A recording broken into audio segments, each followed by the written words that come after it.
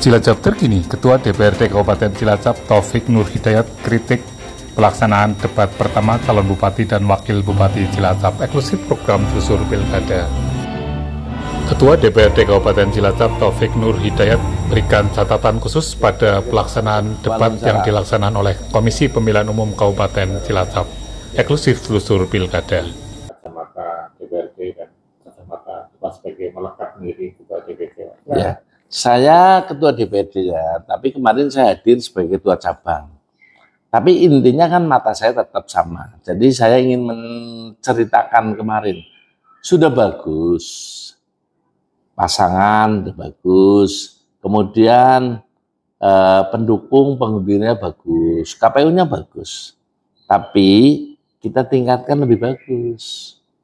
Kita koreksi bersama-sama. Dari sisi KPU dulu penyelenggara. Satu ruangannya kok masih ada yang pilar-pilarnya yang di tengah, sehingga kita susah menengok kepada yang di sebelah sana, susah. Itu satu ya, tempatnya kurang leluasa. Kemudian undangan dulu, kan saya diundang sebagai ketua DPRD Forkompinda, saya juga diundang sebagai ketua cabang. Ini KPU kalau bisa biar agak terpisah loh ya. Walaupun orangnya sama, tapi undangan hari itu hadirnya kan beda. Undangan Forkompinda tolong dikasih agak terpisah dengan meja bundar di situ. Forkompinda. Dan ketua partai yang diundang juga terpisah. Sehingga kumpul itu rukun loh ketua-ketua partai. Terlepas dari masalah yang hadir lainnya. Seperti tadi penggembira atau tim. Karena kadang mereka tidak memakai baju seragam partai, mereka memakai identitas dukungan. Nah, itu dari sisi itu. Itu menurut saya. Kemudian lagi, untuk waktu, penunjukan waktu, timernya itu jangan yang hanya dilihat oleh paslon, tapi bisa yang menghadap sini sehingga saling kontrol loh. Karena saya apakah kurang berapa menit kan saya juga ngelihat ini, nggak kelihatan karena menghadapnya sana di depan kita. Yang bisa ngelihat paslon. Memang itu waktu itu untuk paslon. Tapi tidak ada jeleknya kalau kita juga bisa saling mengontrol.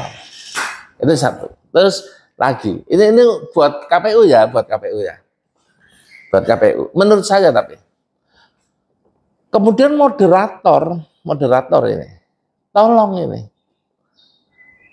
Yang seperti kemarin kalau bisa jangan terulang. Saat 4 pasangan calon menyampaikan visi misi, setelah visi misi diberi ruang untuk yel-yel. Setelah paslon 1 selesai, baru paslon 2 selesai supaya memberikan yel-yel. Kemarin tidak. Semua paslon menyampaikan, setelah itu silakan yel-yel. Maka kayak pasar loh, beda di ruangan yang seperti itu dengan yel-yel yang beda-beda. Kayak supporter sepak bola di lapangan. Ini coba kan mesti direnungkan sama KPU ini. Ini kritik. Kan enggak mahal, enggak mau itu soal urutan saja. Itu. Kemudian apa? Disarankan kepada pasangan untuk membawa. Ini maaf ya. Di luar gedung sama di dalam gedung.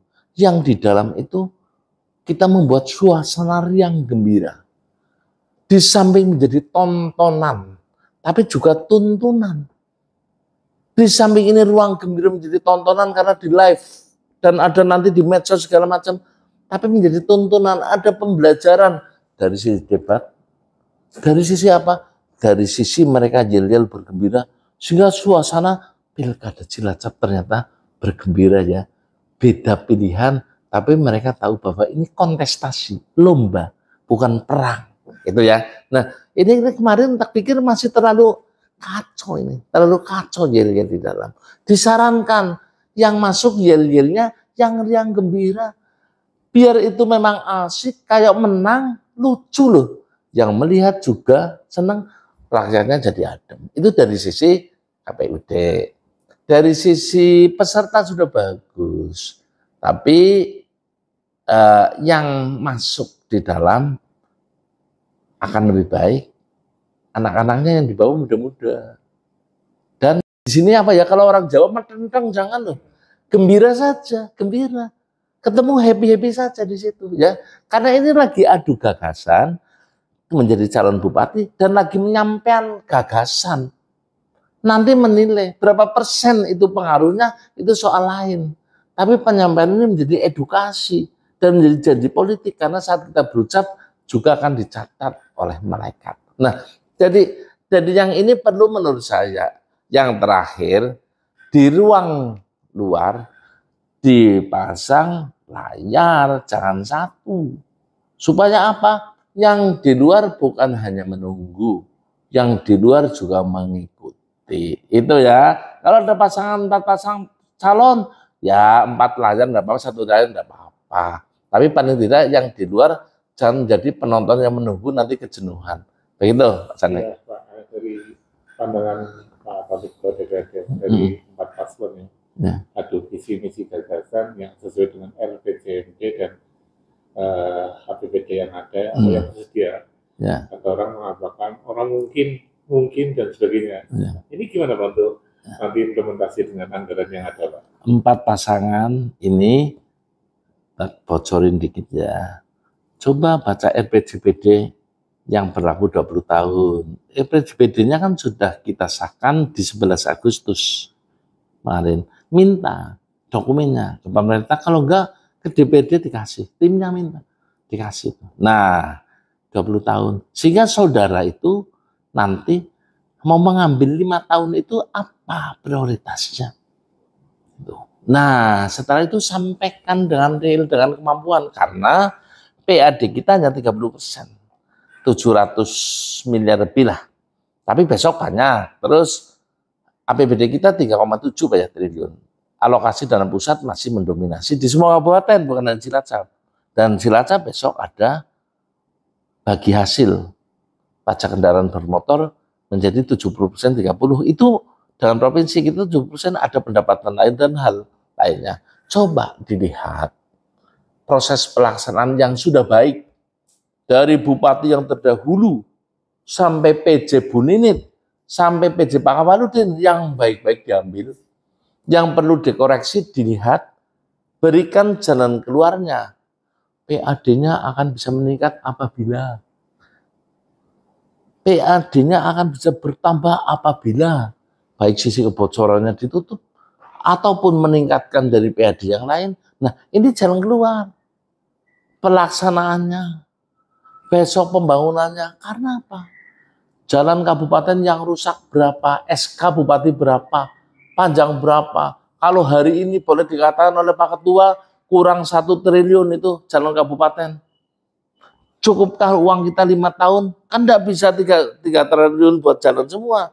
Hanya mendapatkan anggaran 200 miliar sampai 250 miliar. Kali berapa? Kali 5. Cukup enggak ada yang rusak lagi? Begitu enggak jalan mantap. Membutuhkan apa? Dana pusat. Dana pusat apa? Modelnya tematik.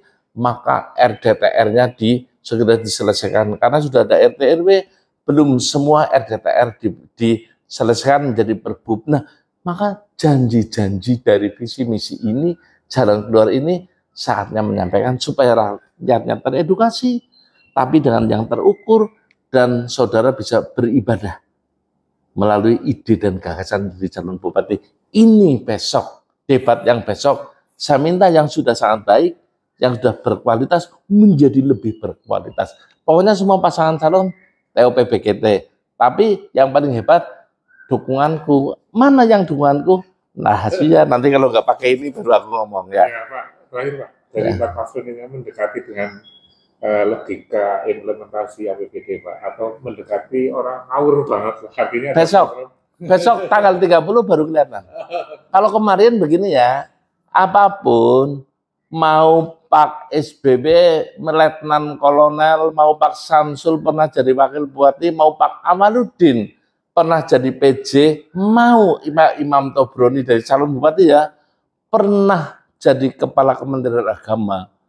Tapi apapun kemarin tetap masih ada sekian persen grogi.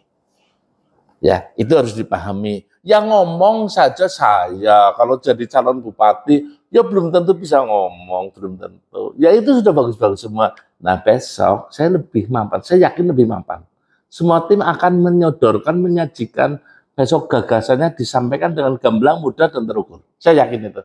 Oke, Pak. Oke, terima kasih.